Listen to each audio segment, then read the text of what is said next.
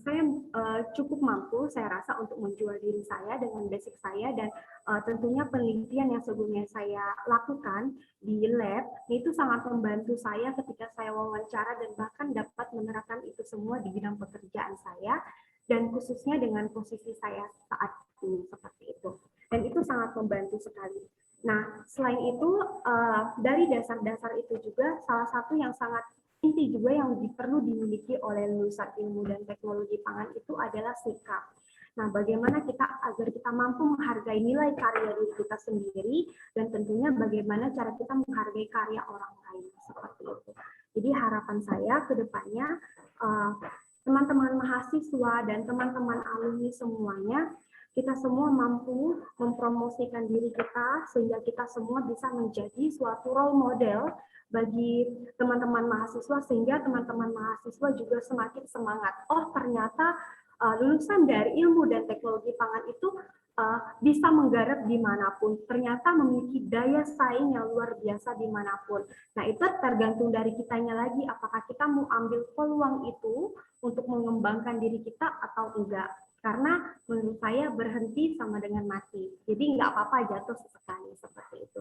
Jadi tetap semangat juga para dosen sekalian, semangat, semoga selalu sehat, semoga semua ilmunya selalu menjadi gambaran, menjadi guidance bagi kami, sehingga kami semua bisa bersaing dimanapun kami berada. Itu saja dari saya, salam sehat. Terima kasih. Oke, terima kasih Maria Renika. Maria Renika merupakan lulusan dari ITP Pangan yang sekarang ini berada di dunia perbankan di Bank Universal. Jadi memang ada beberapa dari lulusan dari ITP, 3 atau 4 orang itu bekerja di Bank Universal. Nah, selanjutnya dipersilakan untuk Meike dari Dinas Tanaman Pangan Provinsi Kalimantan Barat. Disilakan. Ya, Assalamualaikum warahmatullahi wabarakatuh. Selamat pagi semuanya. Baiklah, terima kasih atas kesempatannya. Yang terhormat untuk Bapak atau Ibu dosen Fakultas Pertanian Undan dan juga Bapak Ibu semuanya yang hadir pada Lokakarya Kurikulum Ilmu dan Teknologi Pangan Fakultas Pertanian hari ini. Baiklah, menurut saya sangat setuju mengenai perkataan Maria untuk aspek skill-skill yang harus dibutuhkan untuk mahasiswa teknologi pangan dalam dunia kerja itu seperti komunikasi, lalu inovasi, kemudian untuk bidang-bidang ilmu dalam teknologi pangan ini juga sangat penting. Kemudian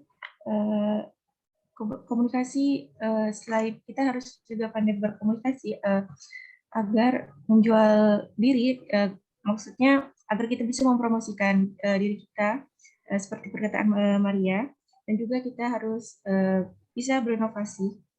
Lalu selain itu kita juga harus bisa mengasah soft skill yang bagaimana selain dari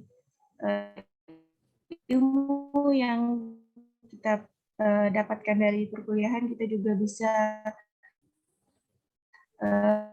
mempelajari soft skill yang sangat bermanfaat untuk diri beragam, mulai dari misalnya untuk seperti hobi yang sangat suka desain, misalnya kita bisa mengasah soft skill tersebut melalui berbagai macam aplikasi, melalui misalnya untuk aplikasi yang sangat sederhana, misalnya seperti Canva atau Adobe Illustrator dan sebagainya, atau misalnya yang sangat menyukai editing video, bisa juga mengasah skill tersebut. Jadi sangat untuk dalam dunia kerja itu selain kita dapatkan ilmu dalam dunia perkuliahan, kita juga bisa harus mempunyai soft skill tersebut seperti yang misalkan yang sesuai dengan hobi kita, misalkan seperti suka memasak dan sebagainya. Baiklah, cukup sekian yang dapat saya sampaikan, dan semoga Lokakarya Kurikulum dalam Ilmu dan Teknologi Pangan ini dapat bermanfaat untuk semuanya, dan juga semoga semuanya selalu sehat selalu.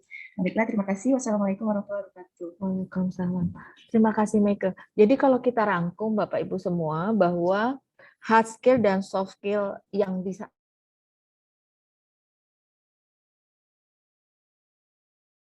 diberikan kepada mahasiswa sebelumnya itu sebenarnya secara dasar inovasi masih diperlukan, disesuaikan dengan tempat kerjanya. Tetapi untuk mendasari itu semua, maka sebenarnya untuk meningkatkan komunikasi harus berbasis attitude yang baik, dan itu perlu dibina dan terus dikembangkan untuk setiap kompetensi lulusan, sehingga nanti akan berada nyaman di tempat kerjanya di dalam komunikasi dan mengembangkan karir. Mungkin yang bisa saya simpulkan untuk kedua alumni kita adalah demikian. Nah, selanjutnya dipersilakan untuk Pak Dwi dari PPN Memangkat. Ini merupakan salah satu tempat magang mahasiswa kita. Kemudian nanti yang kedua dari Litbang Pak Alpinus, mohon maaf kalau namanya salah, juga menjadi salah satu tempat magangnya dari mahasiswa-mahasiswa Prodi ITB. Dipersilahkan Pak Dwi. Pak Dwi ada di room? Atau yang mewakili dari PPN Pemangkat? Iya, Ibu. Ya, dipersilakan Pak Dwi.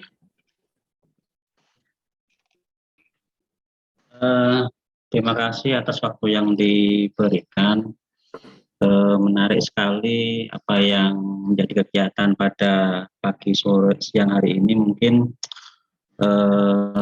memang betul kami ada beberapa mahasiswa dari Paperta yang magang di tempat kami di Pelabuhan Perikanan. Namun halnya mungkin sejauh ini sih kami mencoba menganalisa, menginisiasi apa-apa yang menjadi mata kuliah baik wajib maupun pilihan yang ada di Prodi ITB, Teknologi Pangan Paperta Untan,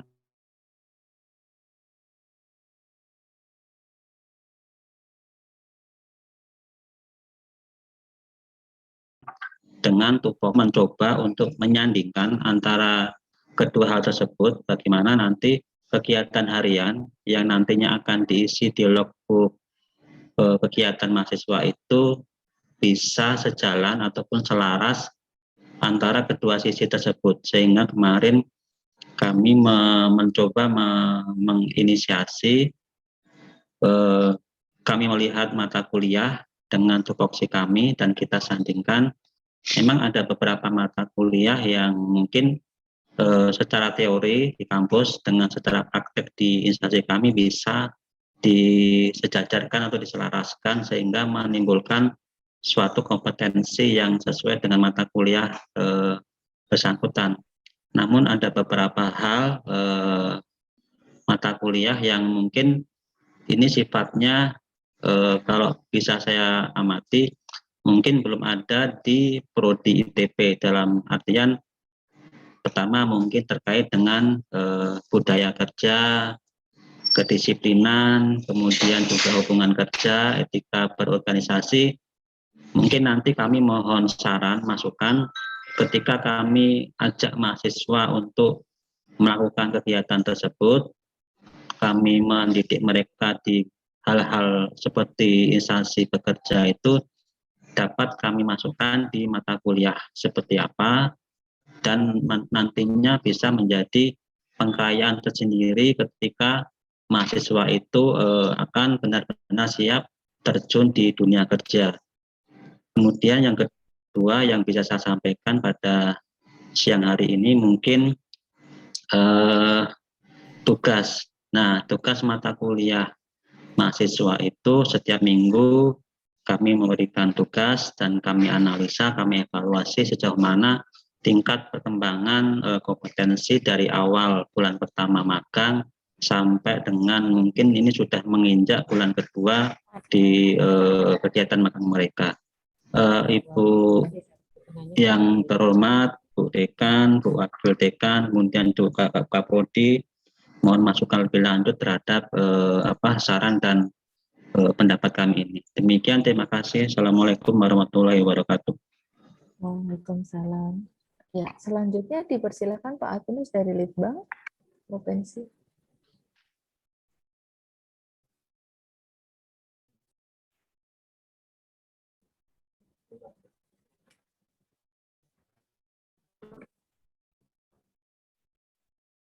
Dari Litbang Provinsi, Pak Alvinus, ada di room?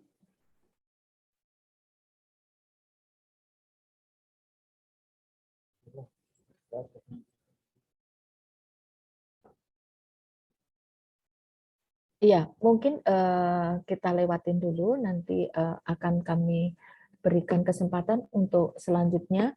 Nah, untuk selanjutnya mungkin kami memberi kesempatan dulu kepada Ibu Lady dari Polnep yang selaku perwakilan dari perguruan tinggi yang memang di prodinya mempunyai program studi yang berkaitan dengan teknologi pangan. Dipersilakan Bu Lady.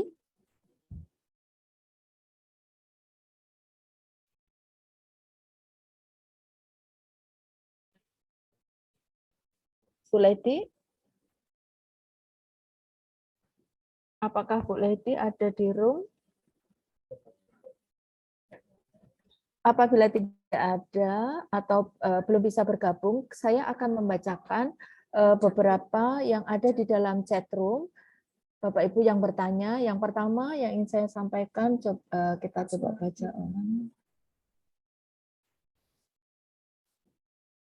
Bapak Sunardi yang disampaikan kepada Pak Muklis ya. Pertanyaan untuk Bapak Muklis. Ya.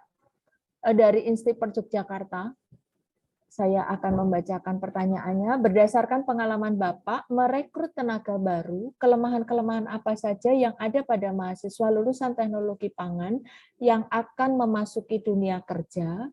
Masukan dari Bapak untuk mengatasi kelemahan tersebut sangat diharapkan. Nah, demikian Pak Muklis, mungkin boleh langsung menjawab saja.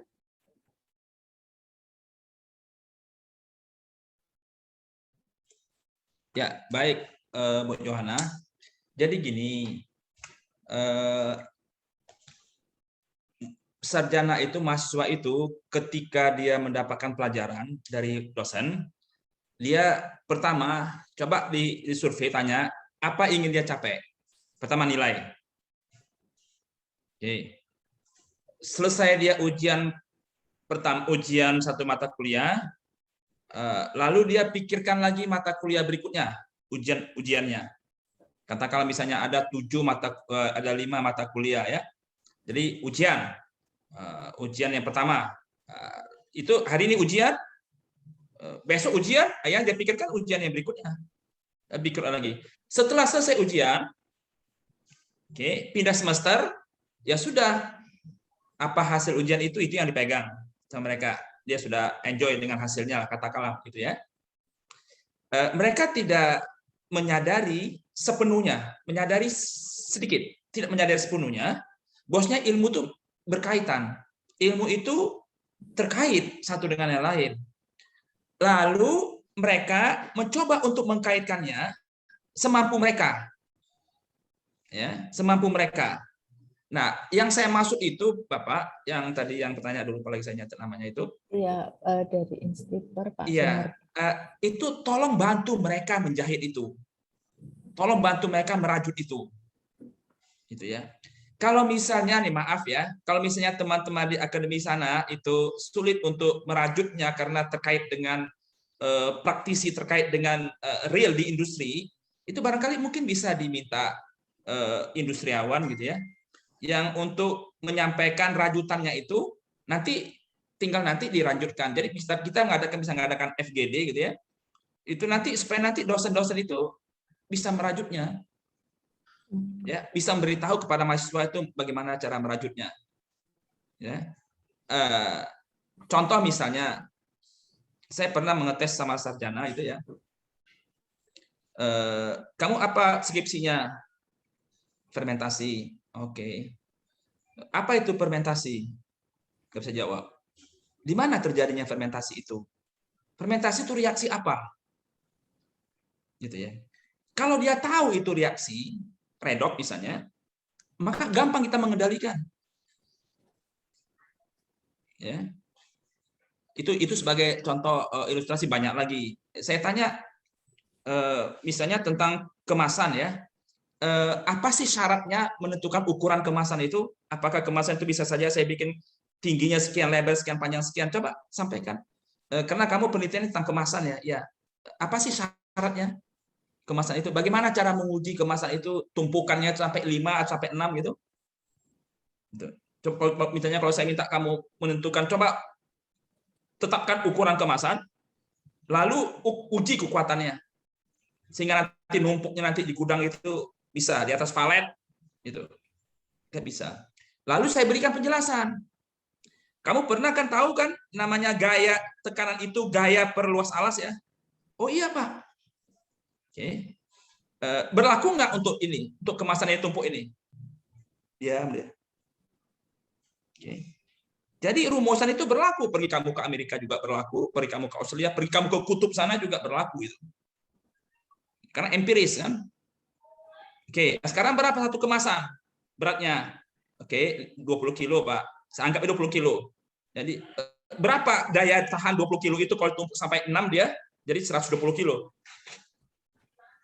Gimana cara kamu menguji yang 20 kilo yang di bawah ini? Itu. Nah, jadi ketika mereka tidak bisa mengkompilasi ilmu-ilmu yang didapatkan itu ilmu fisika dasar, kimia dasar, dianggapnya itu cuma main apa? Ya hanya mengejar nilai. Mereka nggak bisa menghubungkannya, gitu ya. Kamu pernah melihat itu dryer tapioka? Oke, iya Pak. Tinggi, kamu lihat? Ya. Hukum apa yang berlaku di sana? Nggak tahu. Itu hukum Bernoulli di sana. Kamu tahu bagaimana hukum Bernoulli? Berbanding lurus dengan apa? Berbanding terbalik dengan apa? Nah, itu ilustrasinya. Jadi mereka menganggap ketika ujian itu, ketika dapat soal ujian sudah selesai. Saya katakan, kalau kamu ujian 3 menit, 5 menit, kamu bisa jawab. Kalau di perusahaan, soalnya itu tidak 3 menit menjawabnya. Boleh sehari, boleh 2 hari, boleh buka buku, boleh kamu lihat itu buku, literatur, kamu cari. Ya. Dan tidak ada kata diketahui. Kalau ujian kan diketahui, gravitasi sekian, tekanan sekian, ini sekian, kadar protein sekian, ini diketahui sekian. Ya, dari pengenceran sekian, ini jadi sekian, ini kan konklusi sekian, ada diketahuinya. Lalu bikin pertanyaan, diketahui sama ditanya. Kamu jawab, benar. Nah, kalau di perusahaan itu, saya bilangnya itu, pertanyaannya itu dari manajemen. Rencana kita mau begini. Lalu diketahuinya kita yang sendiri yang mencari.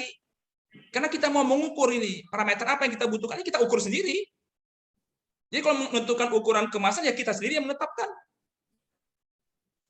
Saya bilang begitu. Lalu udah kita tetapkan, lalu kita sendiri yang menjawabnya. Diketahui kita yang bikin, ditanya kita yang bikin. Oh begitu ya, Oh begitu ya Pak Ayah, iya. O-nya panjang. Ya. Nah kesimpulannya ya Bapak yang di Jogja, itu harapan kami nih di industri ya, supaya kami memberikan training itu cukup 3 bulan saja, nggak perlu sampai 6 bulan sampai setahun. Kami ini membutuhkan 6 bulan sampai setahun, baru sarjana itu siap pakai. Tapi karena bahan bakunya cuma ada itu, ya mau nggak mau lah, kami ngurus dada. Ya kan? Apa boleh buatlah tes yang sana, begitu juga. Tes lagi dari perguruan tinggi ini, begitu juga. Tes lagi perguruan tinggi ini. Saya bilang sama HRD, sudahlah, saya bilang memang begitu kompetensinya, ya sudahlah. Coba yang terbaik sajalah diterima, coba. Nanti kita bangun kemampuannya dia di perusahaan kita. 6 bulan sampai setahun. Ya. 6 bulan itu perusahaan yang terkenal, perguruan tinggi yang terkenal. Ya, di Indonesia ini masuk 3 besar lah. Itu aja butuh 6 bulan. Ya, kalau yang tidak termasuk 6 besar itu setahun butuhnya. Gitu ya kira-kira ya, Pak ya. Tolonglah dikompilasi dan dosen saya minta untuk memberikan ilustrasi yang paling penting, Bu. Ilustrasi. Jadi ngasih teori itu kasih ilustrasi. Dibuktikan. Nah, ini tuntutan buat dosen itu. Ya. Jadi ketika ajarkan teorinya, jelaskan ini. Nanti begini loh penerapannya nih. Kita sekarang belajar ya tentang blowing, suction. Nah, di sini nanti penerapannya. Jadi kalau kamu nanti bekerja di satu pabrik ini, nanti akan kamu temukan nanti ini. Blowing itu begini, suction itu begini. Pindah panas di boiler itu begini. Ya. Nah, kalau kamu pindahkan itu dari sumber boiler nanti ke double jacket yang jaraknya 10 meter, nanti tekanannya turun. Nah, ini rumusannya yang kita pahami ini, penurunan tekanan itu akibat belokan, akibat friksi, jarak. Nih, nanti begitu nanti buktinya. Oh, ya. Tidak perlu menghitung sampai detail, tapi ya tahu gitu. Sehingga nanti ketika nanti dikerja di perusahaan itu, ketika kita bicara, ini berapa jarak antara boiler kita dengan mesin tangki kita yang paling dekat? Nah, dia udah bisa jawab. Pak, saya perkirakan Pak, kalau jaraknya 10 meter, tekanannya itu menurun setengah bar misalnya. Karena begini. Wah, ini langsung top chair ini. Oke, itu ya Pak ya. Ya. Baik, terima kasih Pak Muklis atas jawabannya. Jadi Bapak Ibu semuanya, tadi bisa kita sedikit simpulkan. Yang pertama saya akan mencoba untuk mensarikan dari Bapak Dwi yang dari PPN Pemangkat bahwa sebenarnya Prodi ITP harus mengakomodasi bagaimana pendidikan karakter itu masuk ke dalam mata kuliah. Selama ini sebenarnya mengenai pendidikan karakter seperti tadi budaya kerja, hubungan kerja, dan disiplin kerja itu sebenarnya ada secara garis besar. Jadi dasarnya saja di dalam pendidikan karakter yang merupakan mata kuliah wajib di Universitas Tanjung Pura, tetapi mungkin secara lebih terapannya yang terkait dengan prodi ilmu dan teknologi pangan itu harus menjadi pemikiran kita bersama, sehingga tadi yang disampaikan oleh terkait dengan Pak Muklis itu menjadi sangat erat banget bahwa sebenarnya sampai saat ini lulusan dari tingkat sarjana khususnya dari bidang teknologi pangan itu rata-rata bisa dikatakan 100% belum siap pakai di industri dan perlu adanya pendalaman lebih lanjut 6-12 bulan sehingga memang siap bekerja. Nah, tentu saja pendidikan berbasis kasus, berarti penyelesaian sebuah kasus itu menjadi PR kita bersama bagaimana integrasinya nanti di dalam pembelajaran di dalam RPS. Dan terima kasih banyak Pak Muklis atas masukan-masukannya. Nah, selanjutnya dipersilahkan waktunya 7 menit dari Pak Alpinus dari Litbang Provinsi. Dipersilahkan. Oke, baik. Terima kasih Bu Yohana. Apa kabar Bu? Baik Pak. Main lagi ke Balitbang ini? Ya baik Pak, nanti waktunya kita main ke sana. Oke, baik. Terima kasih atas waktu dan kesempatan. Pertama-tama saya mohon izin menyampaikan dalam kesempatan ini saya diberi kepercayaan untuk mewakili pimpinan dalam rangka mengikuti kegiatan kita pada siang hari ini. Mungkin dalam kesempatan ini mungkin tidak banyak yang bisa kami sampaikan, mungkin kami tidak akan bertanya, tetapi di sini kami hanya istilahnya menyampaikan sedikit harapan dan masukan agar kiranya ke depannya khusus untuk program studi ilmu dan teknologi pangan ini semakin bisa melebarkan sayapnya, semakin bisa mencetuskan alumni atau mahasiswa-mahasiswa yang siap pakai. Sekarang intinya kan seperti itu gitu. Nah, kalau kita lihat kegiatan kita pada siang hari ini, kita lebih fokusnya berbicara kepada yang bersifat berbicara pada hal yang berkaitan dengan kurikulum. Mungkin dalam kesempatan ini kami tidak bisa banyak menyentuh ke substansi berkaitan dengan kurikulum tersebut. Kami dari Balitbang juga mengucapkan terima kasih atas undangannya, partisipasi kami dalam kegiatan ini. Di sini juga kita pernah menerima mahasiswa magang. Kebetulan kita juga pernah membuat PKS, perjanjian kerjasama MOU, yaitu kepada Universitas Tanjung Pura juga. Dan kita juga membuat kerjasama kepada IKIP PGRI, khususnya di jurusan geografi. Dalam kesempatan yang baik ini, kami ingin memberikan suatu harapan agar kiranya mungkin dalam kegiatan ini nanti tindak lanjutnya ke depannya mungkin ada kurikulum yang berkaitan dengan ilmu dan teknologi pangan ini yang akan mungkin sedikit-sedikit dipermak atau diperbaiki. Karena ini sebenarnya program studi ini sebenarnya sangat baik, sudah sangat baik. Apalagi di era pandemi ini, COVID-19 ini, orang kemarin itu kalau kita lihat banyak sekali lama tidak keluar, begitu keluar orientasinya cari makanan kuliner. Nah, sementara banyak sekali jual-jual makanan di pinggir-pinggir jalan itu, kita juga nggak berani makan sembarangan gitu. Nah, mungkin peran serta fakultas atau program studi ilmu dan teknologi pangan di sini sangat penting, terutama yang berkaitan dengan teknologinya maupun ilmunya. Karena kalau di sini saya tadi sudah mengisi kuesioner, saya lebih cenderung melihat itu kepada aspek rekayasa pangan. Karena memang dituntut sekarang itu kita berinovasi. Bagaimana kita bisa menciptakan pangan, ya, menciptakan pangan yang inovasinya luar biasa. Kita bisa menciptakan dari tumbuh-tumbuhan ini, dari sayur-sayuran ini kita bisa olah menjadi apa gitu. Itu salah satu harapan dari kami. Selanjutnya kami juga berharap agar kiranya mungkin nanti alumni-alumni kita atau mahasiswa-mahasiswa kita khusus di bidang teknologi dan pangan ini juga menguasai ilmu yang bersifat geospasial atau yang sifatnya pemetaan. Karena memang itu sudah merupakan satu tuntutan agar kiranya nanti mungkin geospasial ini mungkin bisa dimuatkan ke dalam kurikulum juga supaya anak-anak kita nanti tamatan dari situ bisa melakukan pemetaan hal-hal berkaitan dengan pangan gitu. Mungkin ilmu dan teknologi pangan ini mungkin harus didukung juga dengan bahan baku kan gitu. Bahan baku karena yang akan kita menjadi olahan itu nanti adalah pangannya itu. Karena kita jadi Pak Muklis juga sudah panjang lebar sekali saya sependapat dengan Pak Muklis bahwa Pak Muklis sangat menekankan yang berkaitan dengan prinsip-prinsip dasar. Karena memang sekarang itu kita harus membawa anak-anak kita berorientasi ke dunia pasar, ke dunia industri. Kalau perlu dia bisa buka sendiri, jualan sendiri dengan ilmu yang benar-benar dia dapat gitu. Jangan kita hanya berharap kepada dunia industri atau dunia apa saja gitu. Yang jelas mahasiswa kita dulu yang paling penting untuk dia bisa siap tampil dengan modal sarjananya itu. Itu sedikit harapan dari kami. Yang selanjutnya ya kami berharap mudah-mudahan nanti kami juga bisa bekerja sama ya Bu Hana dengan fakultas dengan program studi ilmu dan teknologi pangan ini. Menarik sekali soal pangan ini karena pangan ini berbicara soal urusan Kampung Tengah. Nah, Kampung Tengah ini kalau udah jam 12 ini biasanya udah mulai bunyi-bunyi. Jadi kalau kita berbicara tentang ilmu pangan ini luar biasa. Saya sangat menarik sekali. Saya juga pernah beli yang namanya sawi yang dibuat dari secara modern, tapi dikonsumsi tidak ada unsur kimia yang berbahaya. Baik Ibu Hana, mungkin itu saja bisa kami sampaikan. Terima kasih atas kesempatannya. Selamat siang dan salam sejahtera. Terima kasih Pak Alvinus.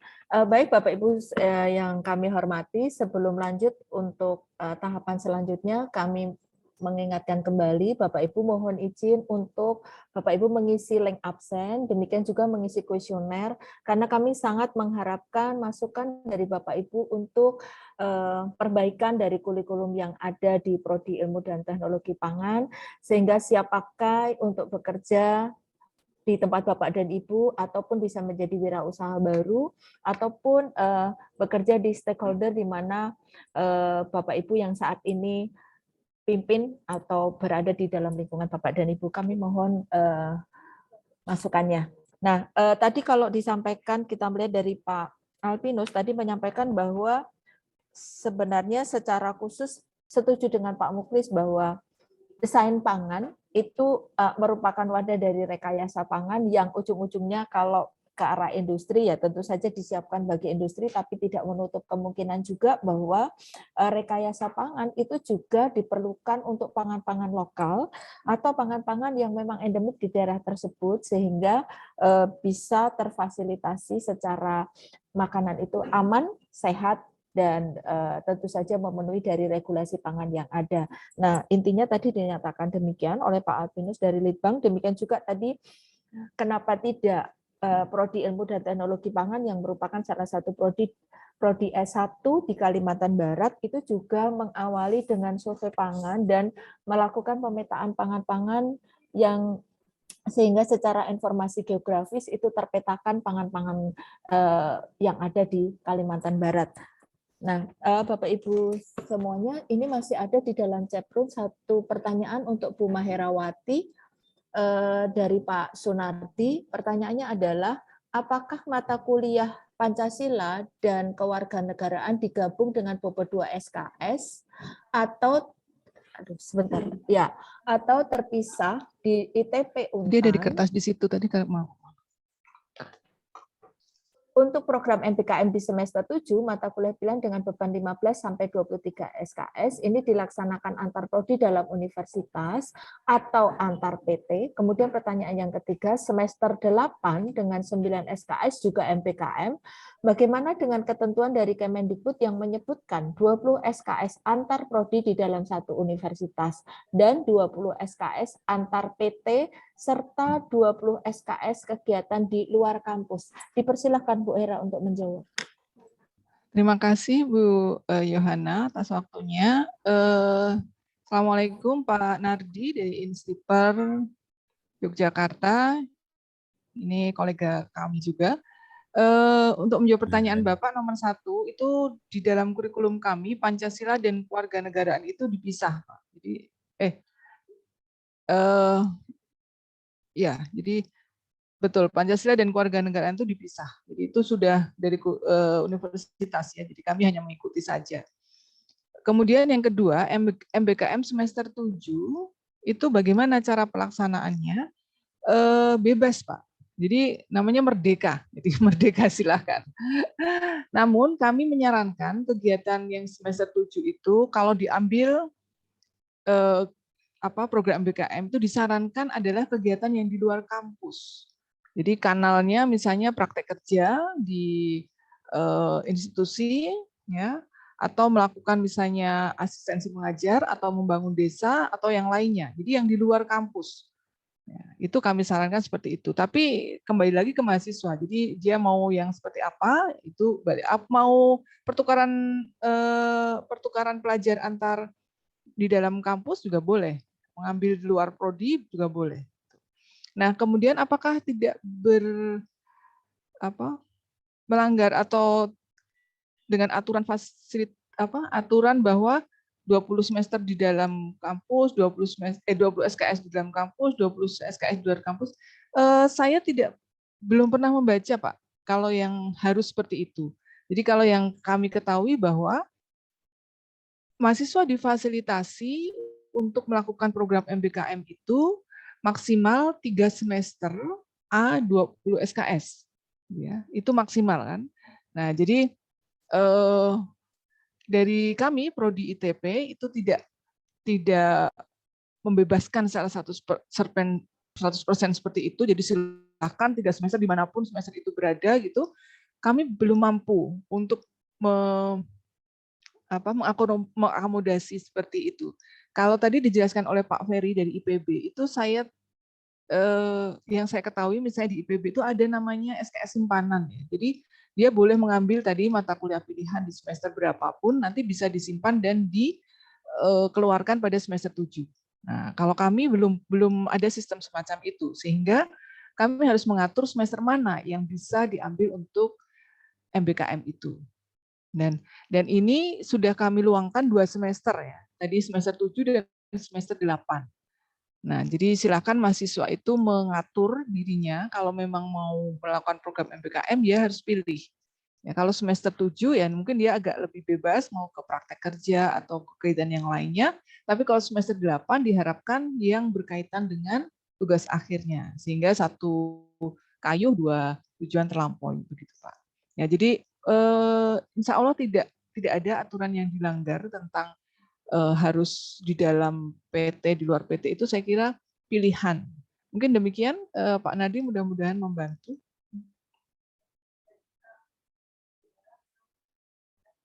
Ya. Oh, ya.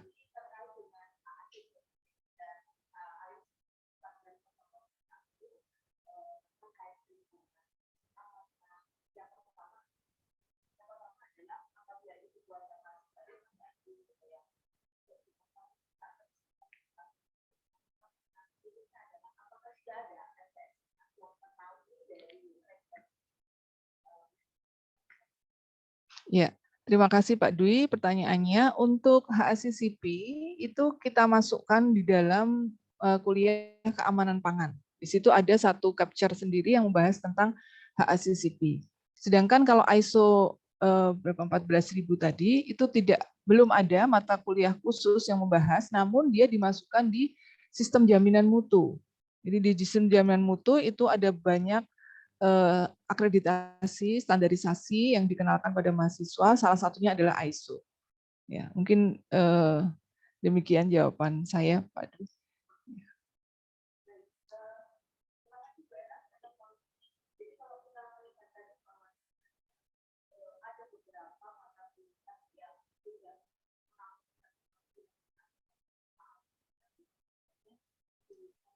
Terima kasih Bu Maira.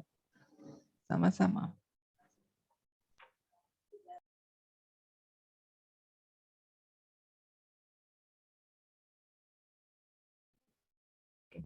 Ya, baik Bapak dan Ibu semuanya. Terima kasih Bu Era atas waktunya. Ya, Bapak Ibu, waktu sudah menunjukkan pukul 11.50. Waktunya masih ada 10 menit. Apakah ada yang masih ingin bertanya? Kalau saya lihat di chat room itu sudah habis waktunya.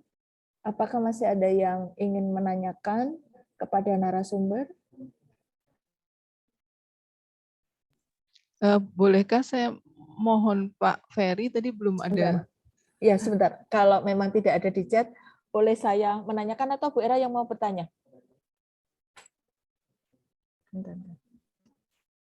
Bu Hera mau bertanya ke Pak Ferry dulu? Iya. Atau bagaimana? Iya, oke. Ya. Ya. Untuk Pak Ferry, saya ingin memberikan tanggapan yang tentang CPL dan matriks memang belum kami kerjakan, Pak. Yang sudah kami rancang, hanya belum kami masukkan ya di dalam matriksnya itu. Nah, kemudian yang ingin saya tanyakan tadi, tadi waktu Pak Ferry memberikan pengarahan di depan, itu belum menemukan slot untuk MBKM gitu dari kurikulum yang diajukan oleh Prodi ITP. Kemudian, nah, apakah yang tadi sudah saya paparkan dengan memberikan slot pada semester 7 itu apakah sudah termasuk memenuhi atau mungkin masih kurang begitu Pak ya untuk memberikan keleluasaan mahasiswa dalam program MBKM? Ya, baik Bu. Tadi sebetulnya kalau sudah dari penjelasan Ibu sebenarnya sudah ada opsi mahasiswa untuk belajar di luar kampus ya di semester 7 dan tadi juga slotnya kan 15 sampai dengan 24 jadi artinya memang mahasiswa punya keleluasan di situ. Hanya mungkin kan gini, studi di luar kampus kan pilihan, artinya hak ya. Betul. Itu hak ya. Jadi bisa jadi sebetulnya ada mahasiswa yang juga mungkin dia nggak mau kemana-mana gitu ya. Nah, jadi artinya kan tidak juga harus mata kuliah itu dikumpulkan di semester 7 mata kuliah pilihan. Kalau yang tadi yang saya berikan kan ada opsi bahwa mahasiswa juga sebetulnya bisa mengisi yang mata kuliah pilihan itu di semester 3, 6. Itu kan sebetulnya untuk mahasiswa yang mungkin dia ya nggak mau kemana-mana gitu ya, mau di situ aja kampus, artinya dia selesai juga 15 SKS kalau di tempat Ibu ya. Tapi ada juga yang mahasiswa yang punya rancangan, ya misalkan mau student exchange keluar gitu ya, atau dia mau magang 6 bulan. Nah itu memang kalau magang, apalagi tadi kalau misalkan yang disampaikan oleh Pak Mukhlis itu kan harus punya pengetahuan yang komprehensif juga gitu. Jadi mungkin itu cocok untuk mahasiswa-mahasiswa di semester 7 atau mahasiswa yang menyelesaikan tugas akhir itu sangat tepat gitu. Nah jadi saya kira memang kita harus mengakomodir itu ya, karena kan juga tidak semua mahasiswa ingin bekerja di industri. Ada juga mungkin mahasiswa ingin jadi wirausahawan, ada yang ingin menjadi mungkin lanjut studi. Nah itu kan semua harus diakomodir gitu. Jadi itu keleluasan itu kita harus berikan gitu untuk semua mahasiswa. Sebenarnya mereka passionnya mau kemana sih gitu. Itu yang mungkin perlu dilakukan. Kalau di IPB sendiri kita sudah melakukan sejak semester 1. Jadi semester 1 itu mahasiswa dilakukan talent mapping gitu ya. Nah dari talent mapping itu sebetulnya setiap mahasiswa itu dia cenderung kemana gitu.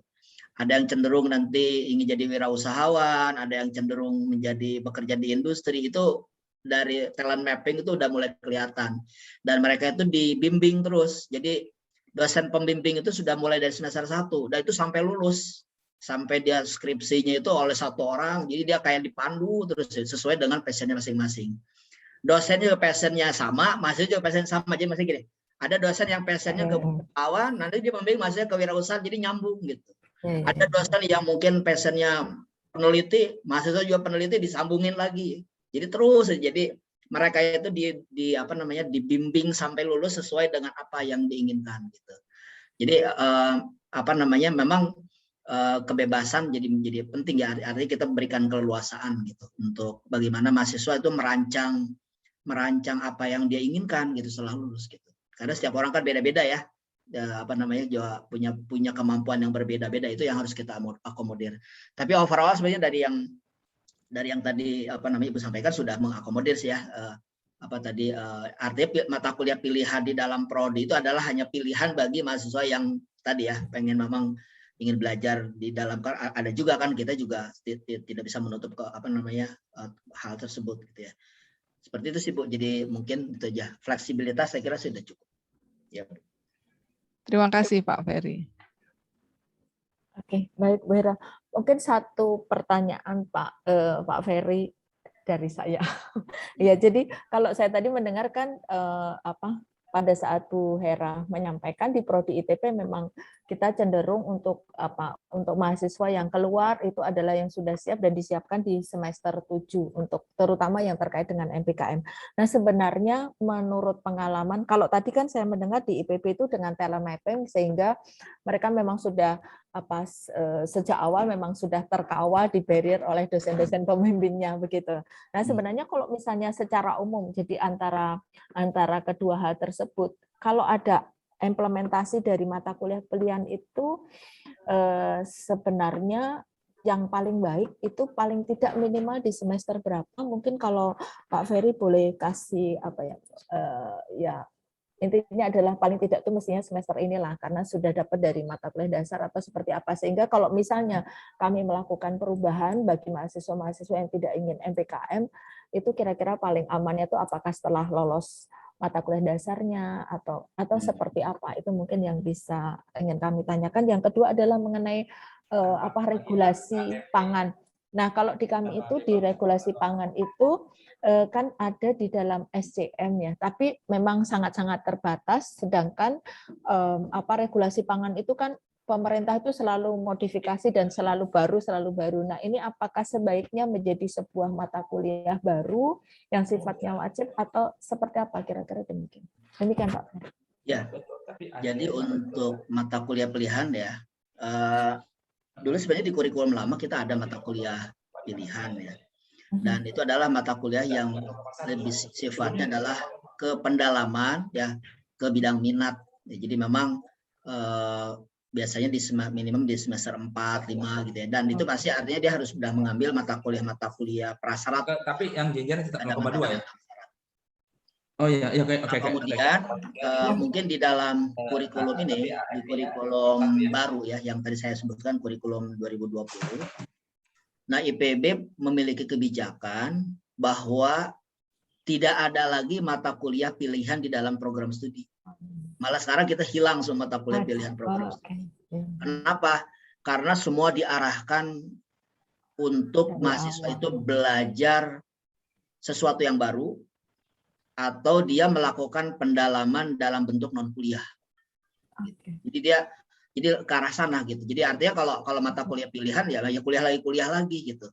Jadi makanya sekarang silahkan Anda misalkan yang tadi di semester sudah teridentifikasi di semester 1 dia adalah lebih bakat jadi wirausahawan, itu pacu tuh 21 SKS itu gimana caranya ya. Dia melakukan mungkin ikut program nurturing kewirausahaan, ikut program kompetisi kewirausahaan, ikut program-program semua itu yang sifatnya non kuliah itu nanti suatu saat bisa dikonversi tadi. Sehingga dia mengumpulkan sebanyak 21 SKS untuk mempersiapkan diri dia menjadi seorang wirausahawan. Atau yang nanti misalkan saya nanti ingin bekerja misalkan di tempatnya Pak Mukhlis di industri gitu ya. Nah, dia pun mempersiapkan diri, mungkin 21 SKS itu dia isi dengan magang terus aja gitu. Atau dia ikut kegiatan-kegiatan yang memicu dia tuh mempersiapkan diri untuk menjadi seorang yang nanti ketika bekerja di industri lebih siap gitu. Atau yang misalkan suatu saat dia saya lulus pengen menjadi peneliti, yaitu diarahin terus. Jadi mungkin dia ikut lomba PKM ini itu gitu. Jadi kebijakannya adalah mengisi mata kuliah pilihan itu dalam rangka memfasilitasi dia sesuai dengan passionnya masing-masing. Jadi memang diarahkan menjadi jangan ngambil kuliah lagi lah kira-kira gitu. Ya. Kira-kira gitu. Jadi kalau ngambil kuliah di IPB udah cukup gitu. Jadi di IPB udah cukup. Ya. Silakan kalau ngambil kuliah pun ambil sesuatu yang baru, misalkan marketing itu bukan kompetensi inti ya, tidak dimasukkan gitu ya. Nah, tapi sekarang dia belajarlah marketing di tempat yang memang belajar marketing dengan benar di prodi yang memang mengajarkan marketing gitu. Seperti itu Bu. Jadi memang agak beda itu filosofinya. Itu juga kemarin banyak gejolak juga di banyak program studi, mata kuliah saya hilang semua yang mata kuliah pilihan. Itu gejolak ya, tapi akhirnya setelah dijelaskan ya memang itunya begitu gitu. Jadi memang sekarang ini ya mahasiswa lebih banyak ke arah MBKM gitu ya. Nah, kemudian yang kedua yang peraturan. Saya kira peraturan itu kan memang juga sangat-sangat dinamis ya, jadi perkembangan juga banyak dan itu memang itu sebagai kompetensi inti Bu. Itu kompetensi inti. Jadi sebaiknya sih muncul gitu ya. Jadi kita juga stakeholder juga tahu ini belajar peraturan gitu ya. Jadi saya kira sih perlu itu untuk dimasukkan. Oke, baik, terima kasih. Ya, terima kasih Pak Ferry atas masukannya yang luar biasa untuk masukan bagi kami untuk nanti memperbaiki mengenai kurikulum yang baru, dan terima kasih juga kepada Pak Muklis. Masukannya secara praktis selalu terus kami ngerepotin Pak Ferry, ngerepotin Pak Muklis terus ya, ini untuk Prodi ITP. Terima kasih banyak. Kemudian juga Bapak Ibu, para stakeholder, dan alumni kita yang sudah bekerja di tempatnya, yang tentu saja tadi sudah memberikan angin yang baik dari kita bahwa ternyata secara hard skill dan soft skill itu kurikulum kita sudah menjamin untuk lulusan itu secara kompetensi cukup, tetapi perlu adanya inovasi dan pendidikan karakter yang lebih supaya bisa beradaptasi secara cepat dan secara inovasi bisa berkembang lebih baik. Nah, untuk ini kami mengucapkan terima kasih atas segala masukan-masukannya, dan saya mohon maaf apabila di dalam memandu acara ada hal yang tidak berkenan, dan saya kembalikan kepada MC, Bu Wisi. Terima kasih banyak. Baik, terima kasih Bu Yohana yang sudah memandu acara pada siang hari ini.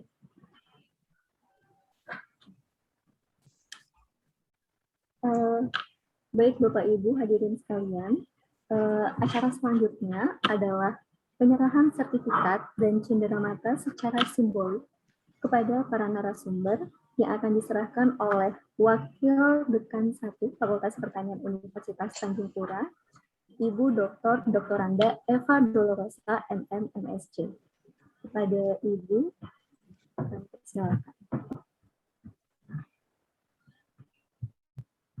Terima kasih. Bismillahirrahmanirrahim. Assalamualaikum warahmatullahi wabarakatuh.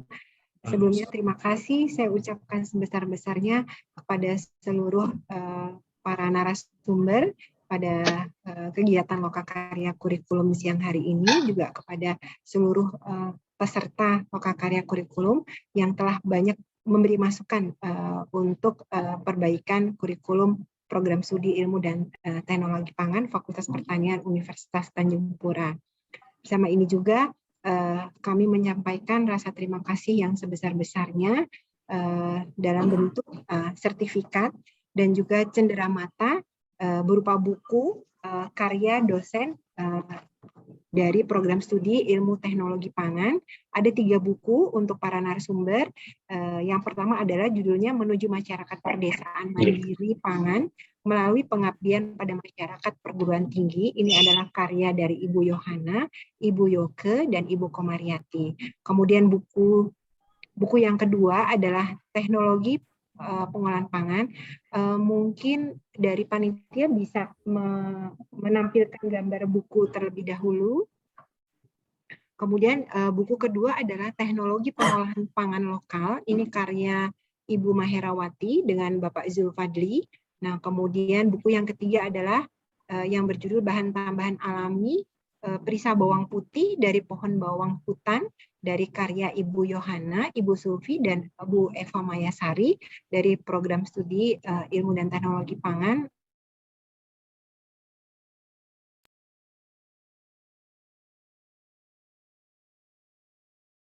Faperta Universitas sebagai cenderamata untuk para narasumber. Semoga berkenan dan bisa menambah pengetahuan untuk kita semuanya. Untuk sertifikat, yang pertama kami berikan kepada Bapak Dr. Insinyur Ferry Kusnandar dari Fakultas Teknologi Pertanian, Institut Pertanian Bogor. Mohon diterima nanti Bapak, ini secara simbolis. Ya, terima kasih. Kita berikan aplaus untuk Bapak Ferry Kusnandar. Yang kedua, sertifikat kami berikan kepada Bapak Insinyur Mukhlis Bahraini, CEO Pacira Group. Ya, nanti kami kirimkan kepada Bapak, mohon bisa diterima. Kita berikan aplaus kepada Bapak Mukhlis. Demikian sertifikat dan cenderamata dari program studi Ilmu dan Teknologi Pangan Fakultas Pertanian Universitas Tanjung Pura. Sertifikat dan buku akan kami kirim langsung ke alamat narasumber. Demikian, terima kasih. Assalamualaikum warahmatullahi wabarakatuh. Saya kembalikan kepada MC. Baik, terima kasih Bu Eva Dolorosa yang telah menyerahkan sertifikat dan cenderamata kepada para narasumber kita pada hari ini. Baik Bapak Ibu hadirin yang berbahagia, selanjutnya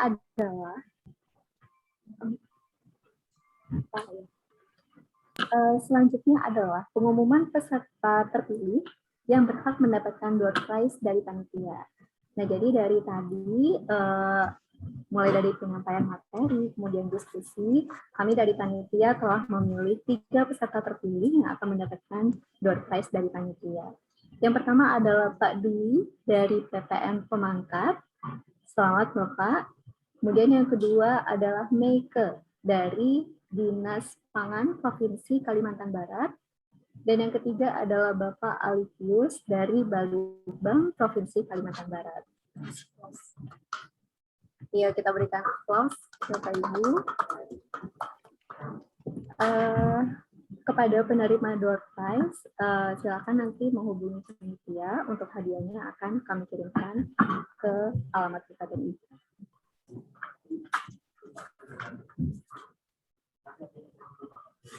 Baiklah Bapak Ibu hadirin sekalian, dengan berakhirnya acara penyerahan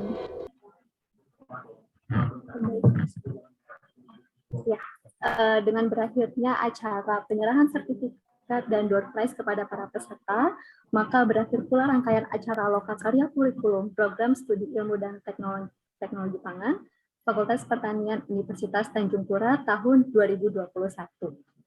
Kami sebagai panitia memohon maaf apabila selama berjalannya acara pada hari ini terdapat hal-hal yang kurang berkenan. Kami mohon maaf.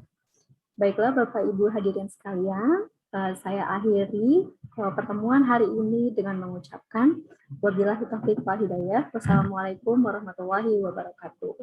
Waalaikumsalam. Ya. Terima kasih Pak Mukhlis. Bapak Ibu. Semuanya. Terima kasih.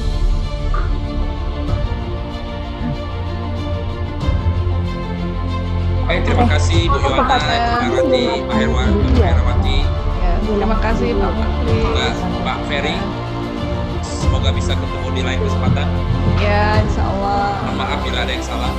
Sama-sama Pak, kami tidak mohon maaf. Program Terima kasih Bu Mary dari BPPOM. Fakultas Pertanian Saya Liv ya. Sudah diselenggarakan sejak tahun 2013 berdasarkan surat penugasan penyelenggaraan program studi nomor 630/E Terima kasih semuanya para undangan, kolega dari Direktorat Jenderal Pendidikan Tinggi Kementerian Pendidikan dan Kebudayaan sama Pak Nadi memberikan semangat. mandat kepada Universitas Tanjung Pura Pontianak untuk menyelenggarakan program studi ilmu dan teknologi pangan pada jenjang sarjana.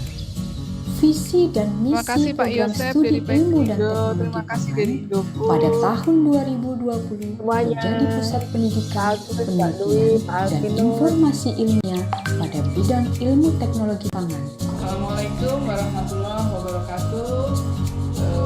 Perkenalkan, saya Maherawati yang pada saat ini diberi amanah sebagai Ketua Kaprodi Ilmu dan Teknologi Pangan Fakultas Pertanian Universitas Tanjung Pura. Iya. Program studi ilmu dan teknologi pangan merupakan bidang studi yang mengkaji 4 bidang, antara lain kimia pangan, pangan dan gizi, mikrobiologi pangan, dan rekayasa proses pangan. Bidang studi akan terus menggali potensi lokal dan mengikuti perkembangan tren pangan. Kalimantan merupakan bagian wilayah perbatasan yang mempunyai nilai strategis untuk pengembangan pendidikan, ekonomi, sosial, dan pertanian. Program studi ilmu dan teknologi pangan Fakultas Pertanian Universitas Tanjung Pura membuka pendidikan tingkat sarjana S1 untuk menghasilkan lulusan yang mampu menghadapi tantangan tersebut. Kurikulum ilmu dan teknologi pangan diperkaya dengan pengetahuan dan keterampilan untuk mengkaji pengembangan agroindustri berbasis lahan basah, lahan gambut tropis, dan lahan kering. Wilayah perbatasan yang berwawasan lingkungan serta mempunyai jiwa entrepreneurship.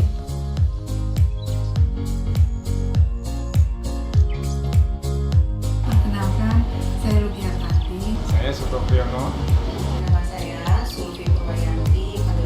Panggil saja saya dengan Wiyanti.